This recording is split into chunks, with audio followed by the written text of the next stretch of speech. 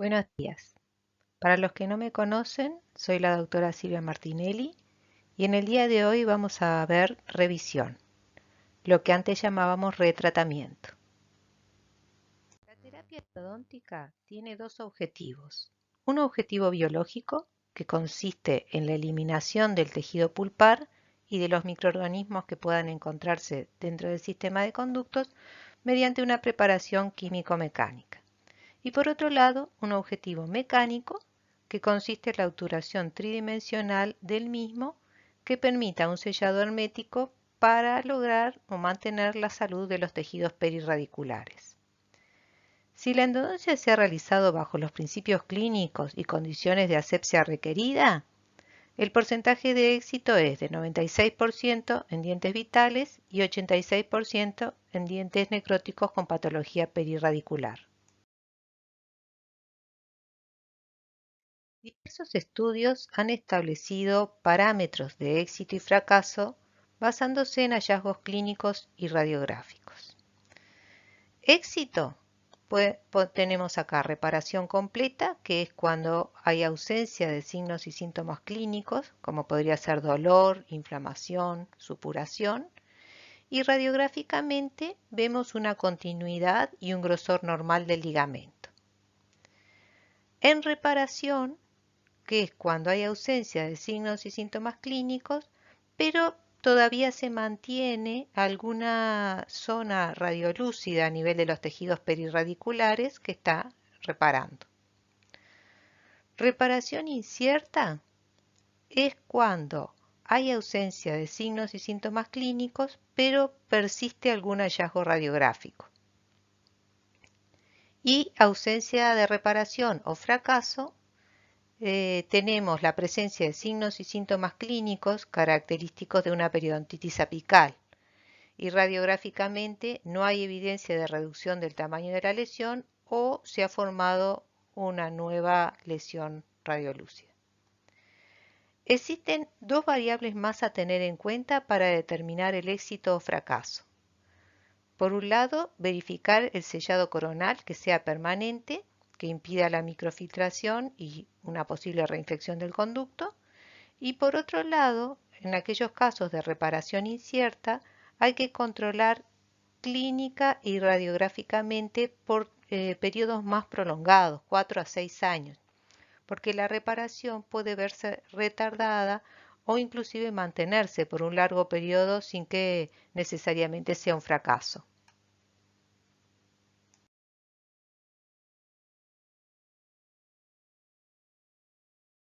La Asociación Americana de Endodoncia define la revisión como el procedimiento que elimina los materiales de obturación del conducto para luego limpiar, conformar y obturar cuando el tratamiento es inadecuado, ha fracasado o se ha contaminado con el medio bucal. También en aquellos casos que se ha comenzado un tratamiento endodóntico y por diversas razones no se ha culminado en forma definitiva o se ha pasado inadvertido algún conducto. El diagnóstico es diente previamente tratado o diente con terapia previamente iniciada. El objetivo de la revisión consiste en devolverle la función al diente, eliminar sus molestias y lograr la reparación apical.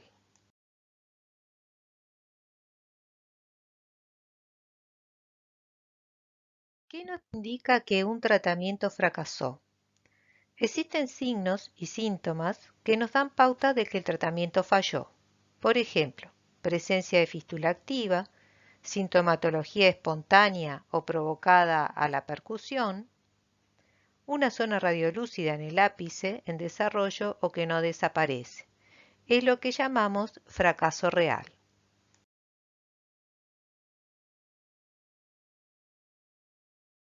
Pero el 80% de los fracasos son asintomáticos y lo descubrimos radiográficamente al evaluar una pieza vecina o cuando vamos a realizar una nueva restauración en el diente motivo de consulta. Este fracaso potencial, ¿qué hacemos? En estos casos hay que hacer el seguimiento excepto si vamos a realizar una nueva restauración. Entonces hay que volver a tratar. No sé si les queda claro. Nosotros sacamos una radiografía y vemos que no cumple las condiciones adecuadas de tratamiento, pero no hay signos y síntomas clínicos, no hay lesión radiolúcida. Entonces, en esos casos, si no vamos a hacer una nueva restauración, lo dejamos como está y se hacen controles.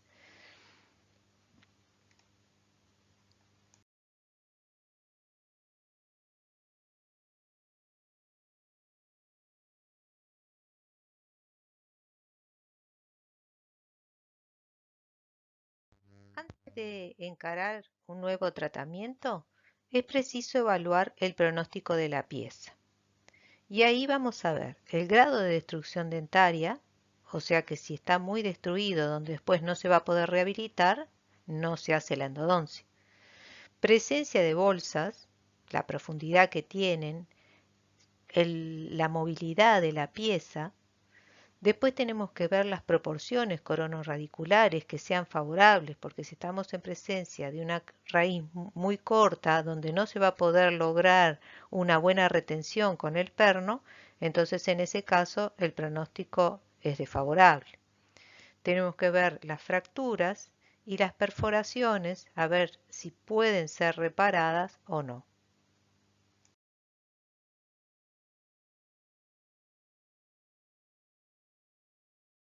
¿Cuáles son las causas de fracasos? Tenemos fallas en la cadena séptica, errores en el diagnóstico y plan de tratamiento, acceso incorrecto, preparación y limpieza insuficiente, obturación incorrecta, recontaminación del conducto. Con respecto a la primera causa, nos referimos a cada eslabón de la misma, teniendo en cuenta la importancia en cada etapa para el éxito del tratamiento. Vamos a ver más adelante que la principal causa de fracaso es la contaminación microbiana.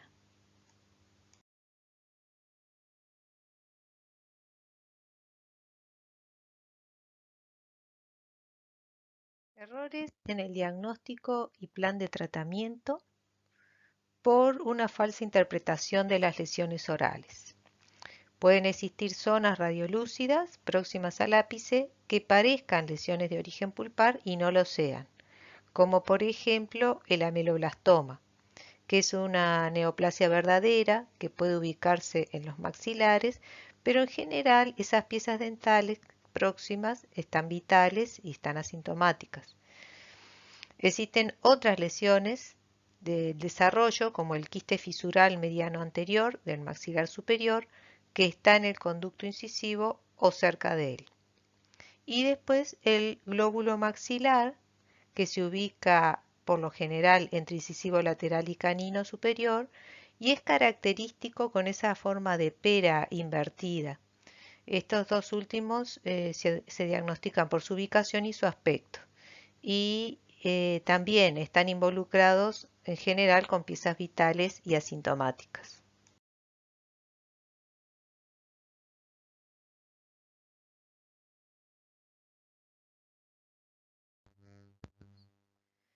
También puede haber falsa interpretación de las estructuras anatómicas. Tenemos el seno maxilar, el agujero mentoniano, el nasopalatino, que se superponen a estructuras dentarias y pueden dar una imagen como de lesión perirradicular. En este caso, en esta imagen, vean cómo el agujero mentoniano está muy próximo al ápice y a veces se superpone, pero si ustedes estudian el diente, ven que hay una compacta uniforme, no hay lesión y no hay caries. Entonces, en estos casos, a veces lo que tenemos que hacer es cambiar la angulación y si se desplaza, corresponde al agujero mentoniano. A diferencia de este primer premolar inferior, que ya tiene una caries y sí hay una lesión perirradicular. Y si hacemos los test de sensibilidad, va a dar negativo. Lo mismo pasa con el agujero incisivo, que muchas veces se superpone con los incisivos centrales, con los ápices, dando una imagen como de lesión.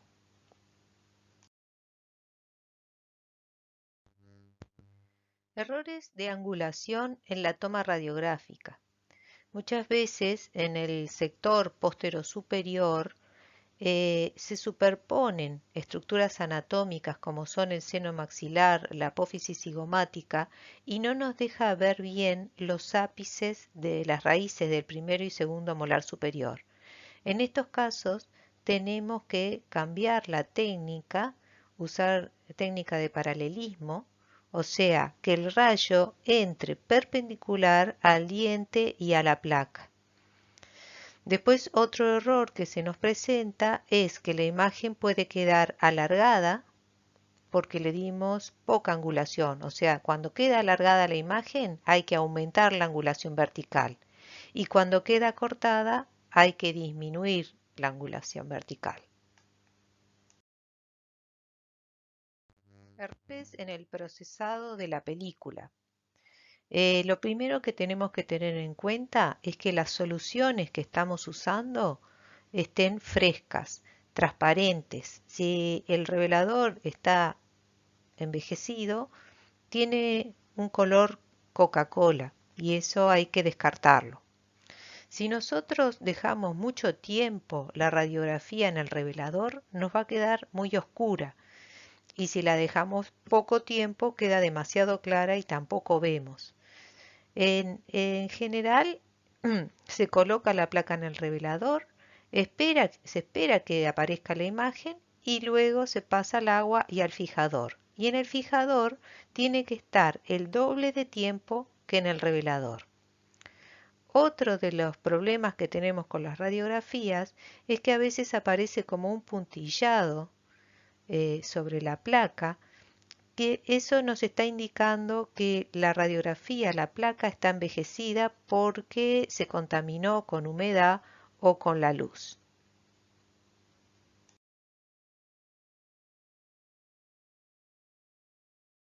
Si en una radiografía de rutina se observa una obturación con foco, ¿qué conducta tenemos que tomar?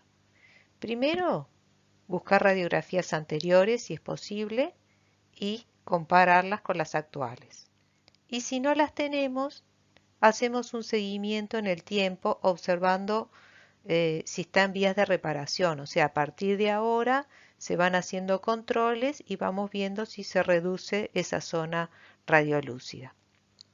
Pero también tenemos que saber que a veces la reparación no se da por tejidos duros, sino se forma un tejido fibroso cicatrizal que es radiolúcido y que correspondería a una pequeña zona radiolúcida, más pequeño que en esta imagen, contra el ápice.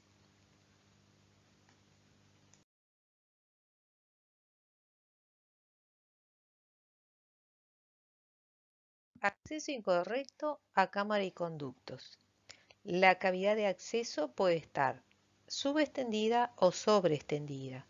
Y esto puede ser o una mala lectura de la radiografía inicial o por el desconocimiento de la anatomía interna normal o alterada.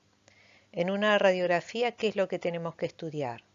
La ubicación, el tamaño de la cámara pulpar, si existe dentina de compensación, la dirección de las raíces, el número de conductos, así como las variaciones anatómicas que pueden darse por la edad, irritaciones, calcificaciones.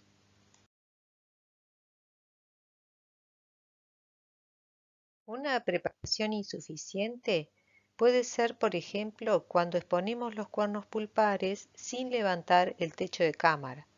Esto nos impide una correcta preparación biomecánica y su posterior obturación. Vean en la imagen superior del premolar, se ve entre los dos cuernos pulpares el techo cameral de un color amarillento de la dentina, mientras que en la imagen inferior se ha levantado ese techo y une ambos conductos el istmo que es de un color más oscuro. Y eso lo realizamos, esa conformación y ese desgaste de techo con la fresa BAT. A su vez, puede quedar material orgánico retenido y eso va a determinar una irritación continua y una pigmentación de la corona, un cambio de coloración.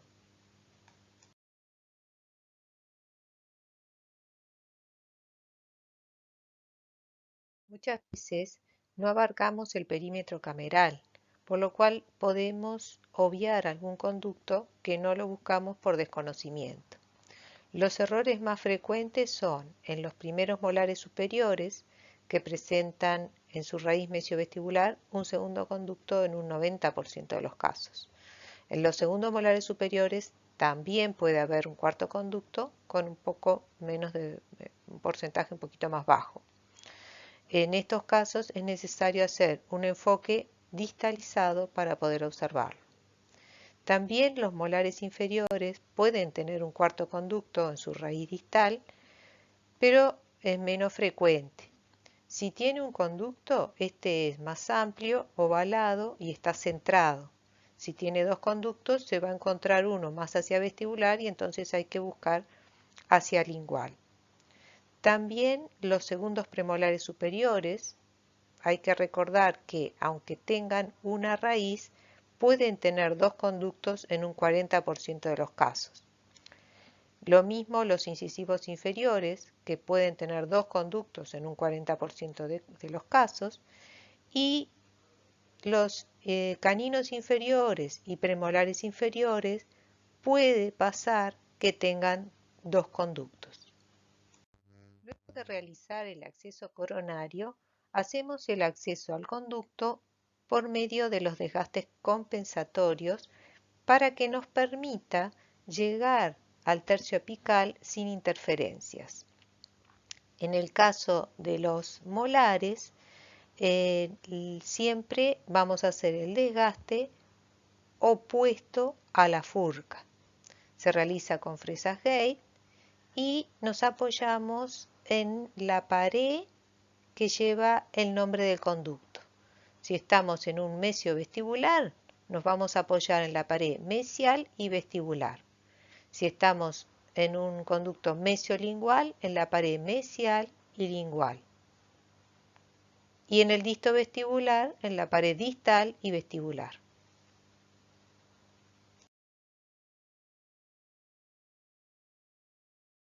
Vean acá una cavidad sobreextendida. Esta radiografía es de grado en el cual estaba trabajando y se ve que no hizo un estudio de la anatomía inicial. Vean que casi no se ve en conducto, quizá tampoco tenía cámara, entonces tenemos que trabajar con cuidado, a baja velocidad, con fresas de punta inactiva para poder, para evitar los accidentes, que en general puede ser una perforación a nivel furcal por utilizar fresas de punta activa. Acá tenemos que usar la endoceta.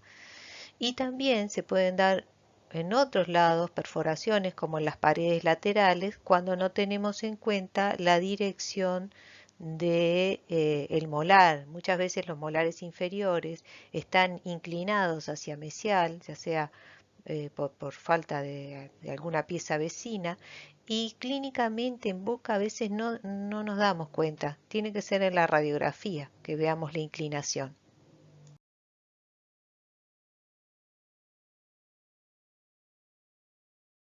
Preparación y limpieza del conducto insuficiente. Debemos partir de un correcto acceso a cámara y conductos para lograr una buena preparación. ¿Cuál es nuestro objetivo? Limpiar, conformar el conducto, darle una forma cónica continua desde la constricción apical hasta la apertura. La causa más común de fracaso es la persistencia de la infección microbiana por bacterias, hongos, virus que están en el interior del conducto al no conseguirse una buena instrumentación e irrigación hasta el ápice. En un tratamiento se debe respetar la longitud de trabajo. Puede pasar que haya una sobreinstrumentación ocasional que produzca una hemorragia periapical y una leve inflamación transitoria. Pero si esa sobreinstrumentación persiste, va a provocar una respuesta inflamatoria que es capaz de resolver tejidos duros del diente y del hueso. Y además tenemos que tener en cuenta que con la sobreinstrumentación estamos impulsando microorganismos y detritus a los tejidos perirradiculares.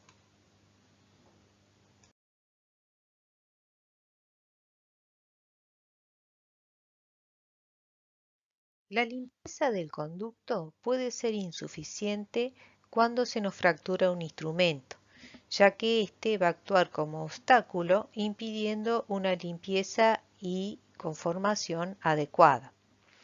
Existen factores que tenemos que tener en cuenta, como son el diagnóstico. No es lo mismo que se fracture un instrumento en un diente vital que en un diente necrótico donde hay contaminación microbiana.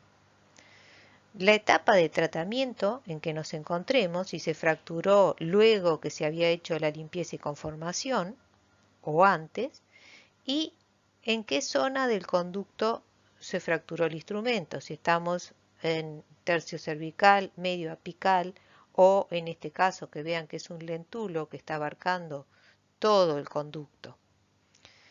¿Qué vamos a hacer en estos casos? Bueno, primero intentar su retiro. Nos vamos a ayudar con quelantes, con puntas de ultrasonido, con diferentes dispositivos para tratar de retirarlo. Y en caso que no se pueda, trataremos de bypasearlo, o sea, con un instrumento fino, una lima 10, pasar al costado del instrumento fracturado para retomar el conducto, para prepararlo y que luego en la obturación este va a quedar como parte de esa obturación. Existen factores que son inherentes al instrumento, como son el diámetro, o sea, no es lo mismo la fractura de un instrumento grueso o uno fino, la longitud de ese instrumento fracturado y la posición, o sea, si estamos frente a un instrumento que está a la altura de una curva o en una parte recta que es mucho más fácil de retirar. Y después factores inherentes al diente como son el diámetro del conducto. En un conducto estrecho va a ser mucho más dificultoso el retiro de un instrumento, la longitud del diente y si tiene curvatura o no ese conducto.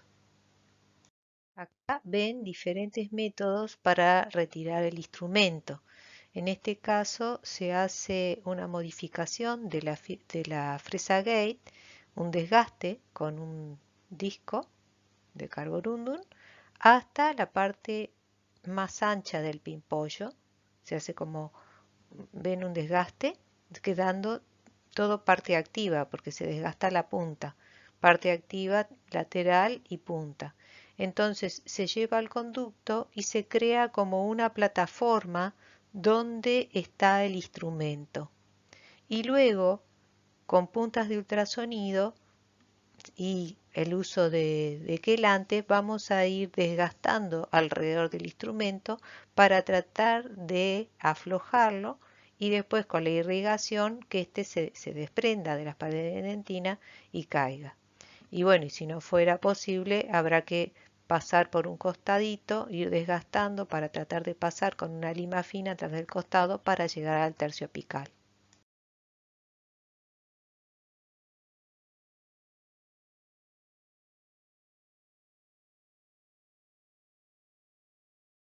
Otra causa de fracaso son las obturaciones incorrectas, que puede ser por subobturación, sobreobturación o mala condensación. Esto dejaría espacios que van a ser propicios para el desarrollo microbiano. El Sjögren y colaboradores observaron que existe una correlación directa entre el éxito y el punto de terminación de la obturación. Entonces tenemos que cuando la obturación está entre 0 y 2 milímetros del ápice radiográfico, el porcentaje de éxito es de un 94%. Cuando esa distancia es mayor de 2 milímetros, el porcentaje de éxito baja a 68%. Y en el caso de las sobreobturaciones sería de un 76%.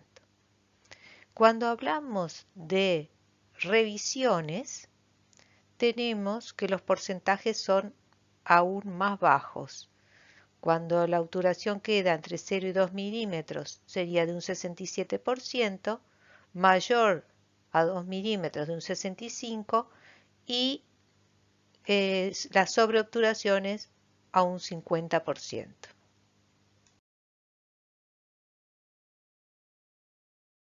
¿Cuáles son las causas de que una obturación nos quede corta? Puede ser complejidad anatómica, que nos dificulta llegar al límite CDC, bloqueo por un tapón dentinario, tenemos que evitar que se formen los tapones de tejidos duros o tapón colágeno y para ello vamos a estar permanentemente irrigando, recapitulando, utilizando lubricantes.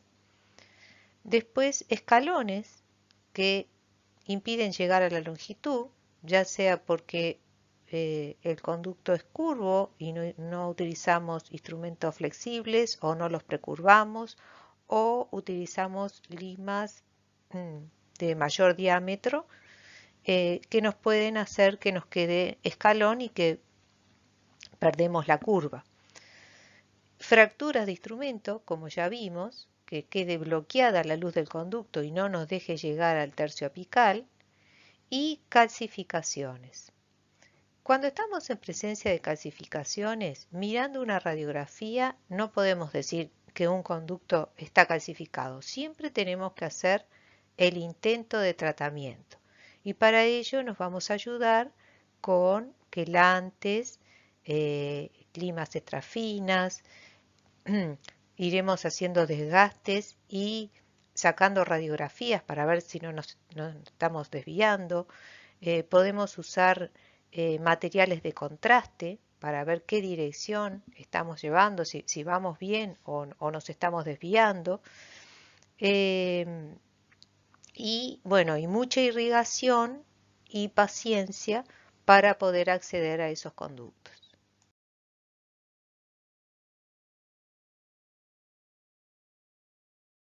Las obstrucciones cortas pueden fracasar por varias razones. Si el conducto no se limpió correctamente, quedan restos orgánicos en ese espacio que se descompone y actúa como irritante para los tejidos perirradiculares. Tanto Gutiérrez y colaboradores como Holland afirmaron que el porcentaje de fracasos en esas obturaciones parciales se debe a la presencia bacteriana. No solo presencia de microorganismos, sino también que todos esos restos orgánicos que quedan ahí acumulados van a servir de nutrientes para ellos. Vean en esta radiografía un tapón de tejidos duros que está obstruyendo todo el tercio apical y en este caso de la radiografía de la derecha se había formado un escalón, pero se pudo retomar la curvatura y obturar.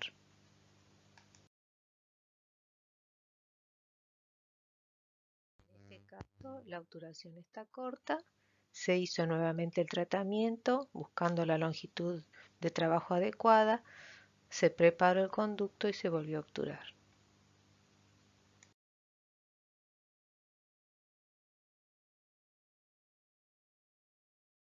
Vean en este caso que es un pilar de prótesis fija en el cual la obturación estaba corta y había una lesión perirradicular.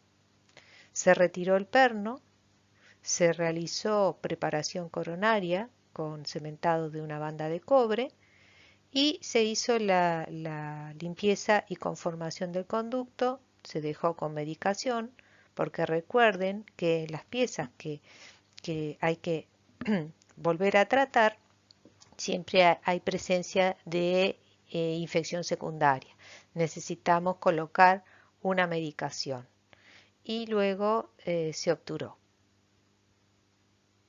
Otra causa de obturación incorrecta es la sobreobturación y es cuando no se logró un stop apical, una forma de resistencia, y el material de obturación pasó más allá a los tejidos perirradiculares.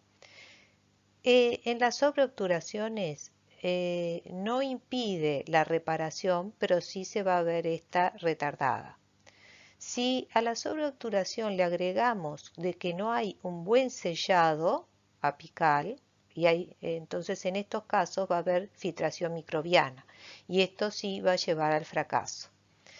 ¿Qué conducta tenemos que tomar? ¿Qué es lo que tenemos que hacer? Bueno, en el caso de filtración, de una mala obturación, se desobtura, busca un stop apical con una lima de mayor calibre si el remanente dentinario lo permite y buscamos que ese cono ajuste en el lugar y que si nosotros lo empujamos no vaya hacia los tejidos, se logre ese stop.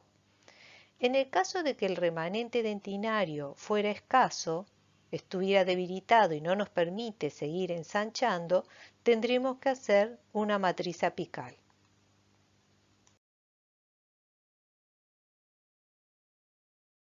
Cuando la sobreobturación es con cemento, la irritación va a depender del tipo de material, o sea, el tipo de cemento, del fraguado, cuanto más rápido sea el fraguado, menos irritación, y de la cantidad.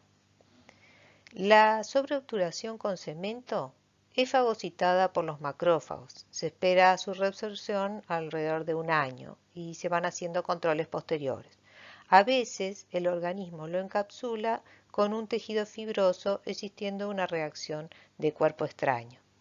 Cuando la sobreobturación es con pastas, como la pasta alcalina, alrededor de los 4 meses más o menos se reabsorbe. Otra causa de obturación incorrecta es la mala condensación. El desbridamiento inadecuado, la mala obturación o ambos no siempre son visibles en una radiografía que nos muestra un plano y no su forma tridimensional. Una obturación que la radiografía frontal está apenas aceptable, seguro que si sacamos un enfoque vestíbulo-palatino muestra un sellado defectuoso. Luego que se realiza la obturación y verificamos con una radiografía, hacemos el control y vemos que está todo en orden, se le indica al paciente que puede tener sintomatología dentro de las primeras 48-72 horas y que tiene que tomar, si fuera necesario, algún analgésico. Si esa sintomatología perdura, pasada la semana, entonces tenemos que ver al paciente y evaluar si no es alguna pieza vecina o la pieza que esté en sobreoclusión o algún otro problema periodontal, etc. Si no hay causa aparente, entonces en esos casos hay que desobturar, volver a preparar, medicar y obturar.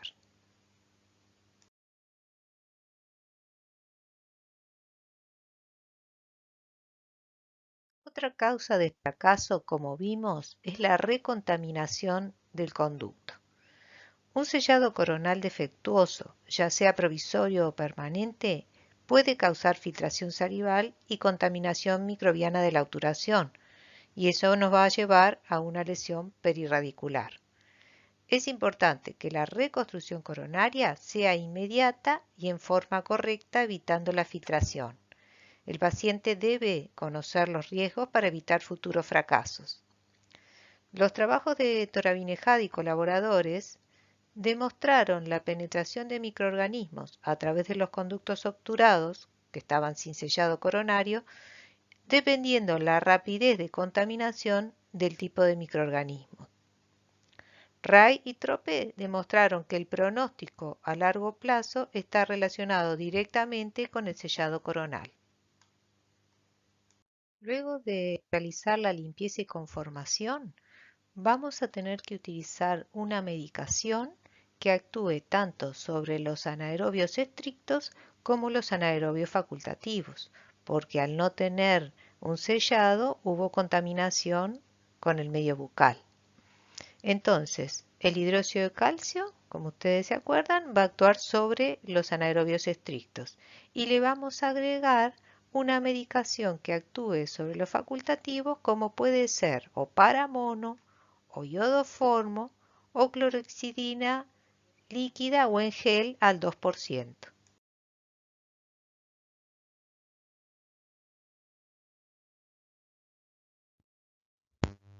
En este caso clínico se observa una pieza que tiene la endodoncia hecha, pero no hay reconstrucción coronaria y acá ya hubo filtración. Hay que hacer un nuevo tratamiento. En este caso se hizo la desobturación, el retiro de la gutapercha, se buscó la longitud de trabajo y se preparó el conducto. Luego se colocó como medicación hidróxido de calcio con clorhexidina al 2% y se dejó una semana.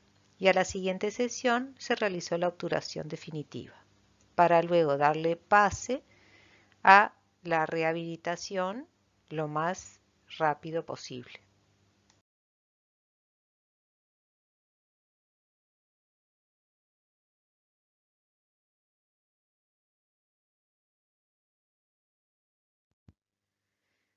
En una revisión tenemos que seguir determinados pasos. En primer lugar, vamos a hacer un control de caries. Segundo, tenemos que ver la corrección, si es necesario corregir ese acceso, porque no siempre tiene las condiciones adecuadas. Si hubiera que hacer algún retoque, se hace. Y recién ahí empezamos a hacer la desobturación del conducto. El tercio cervical y el tercio medio podemos desobturar con las fresas largo número 2 o número 1 según el diámetro del conducto. Y para la desobturación del tercio apical vamos a utilizar limas, que pueden ser las limas Gestron, como estas que les muestra el dibujo, o las limas K. Y nos podemos ayudar con solvente de gutapercha. En estos momentos estamos usando el óleo de naranja, que no es tóxico. Antes utilizábamos cloroformo, eucaliptol, xilol, pero esos son irritantes y tóxicos para el organismo. ¿Qué ocurre cuando todo se hizo bien y sin embargo persiste el fracaso? Existen bacterias que persisten luego de la limpieza y desinfección del conducto.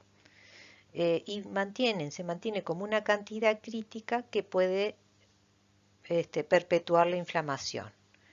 Muchos microorganismos pueden sobrevivir en lesiones perirradiculares, como son estos que aparecen en esta lista. Y el enterococo, este último, es la cepa más frecuente, que se encuentra como monoinfección en un 33% de los casos. Pueden vivir sin nutrientes por más de 7 días y el fracaso evidenciarse recién a los 4 años, porque se va reproduciendo y va avanzando hasta llegar a la zona apical. Ahí es que hay que volver a preparar, volver a irrigar, colocar medicación que actúe contra anaerobios estrictos, contra anaerobios facultativos, y ver cómo responden. Tenemos que pensar que estamos frente a una infección persistente y en algunos casos es necesario recurrir a otro tipo de medicación, como puede ser el metronidazol, y ver cómo evoluciona. Las infecciones persistentes parecen ser más debidas a la capacidad adaptativa de las bacterias que a su resistencia individual. La formación del biofilm los hace más resistentes a la irrigación y a la medicación. ¿Qué hacemos frente a un fracaso? Lo primero es realizar el tratamiento conservador, es de elección. Si fracasa, volveremos a hacer un nuevo tratamiento 2 o 3 veces y ahí se evalúa Si seguimos con infección y no responde de forma positiva, entonces habrá que recurrir a la cirugía. Es como complemento, ¿no? Existen diferentes, dentro de la cirugía, diferentes tratamientos, como puede ser un curetaje apical, una apicectomía, retroobturación del conducto o resección de una raíz o una hemisección. En estos casos que vemos acá, se puede recurrir a la cirugía cuando tenemos una restauración tan grande que pone en peligro la salud de este diente, porque está muy debilitado. Si quisiéramos eliminarlo, hay riesgo de fractura. Entonces se recurre de primera a la cirugía. En estos casos, de repente, de instrumentos fracturados que están saliendo del ápice, también necesitamos complementar con una cirugía.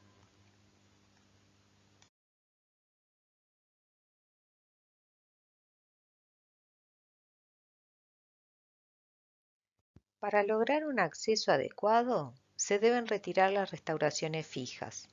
El diente puede estar rotado, inclinado, puede pasar desapercibido con la restauración. Entonces, al eliminarla, nosotros vamos a lograr un acceso adecuado con mayor visibilidad y mayor orientación. Las referencias anatómicas que están presentes en la dentición son una guía para nosotros en el acceso. Y también, estando con la restauración, no nos deja ver bien si existe caries, fracturas o algún conducto que haya pasado desapercibido y no se haya tratado. Existen diferentes dispositivos para retirar coronas y pernos. Pueden ser extractores de corona, que en su extremo presentan tapones de goma que abrazan, por ejemplo, las coronas de porcelana sin fracturarlas. O también tienen el Cranomatic, que es este para retiro de prótesis fijas o de incrustaciones individuales. Es un vástago que en cada punta tiene una cuña de diferente tamaño y en el medio como una pesita. Se engancha la cuña en algún borde de la incrustación o en el caso de una prótesis en el fantoche y se va moviendo esta pesita y dejando caer con los mismos golpecitos van descementándola. Y si no, también hay dispositivos especiales. También tenemos el material Rich Wheel, que es un material que se calienta con agua y se aplica a la superficie oclusal de la corona. Se va adaptando y presionando. Se le pide al paciente que muerda hasta ocluir ese material ablandado. Luego, que se enfría, al abrir la boca, estaría desalojando la corona de su posición. Después contamos con puntas de ultrasonido para ir desgastando, ir aflojando el cemento. Otras veces necesitamos cortar la corona y para ello vamos a utilizar o fresas transmetálicas, fresas redondas de tallo largo, etc. ¿Qué factores tenemos que tener en cuenta cuando vamos a retirar un perno? Primero, la longitud de este, el diámetro, o sea, cuanto más largo, cuanto más ancho, hay más riesgo de que se pueda fracturar la raíz. La dirección, si está siguiendo el eje del conducto o no, y el tipo de perno y cemento. Dentro de los pernos, estos pueden ser paralelos o cónicos, pueden ser activos o pasivos. Activos nos referimos a los pernos roscados, y metálicos o no, que serían, por ejemplo, los pernos de fibra. Y con respecto a los cementos, tenemos cementos de fosfato, cementos de ionómero y de resina. Todos los que son de adhesión a dentina son más difíciles de retirar.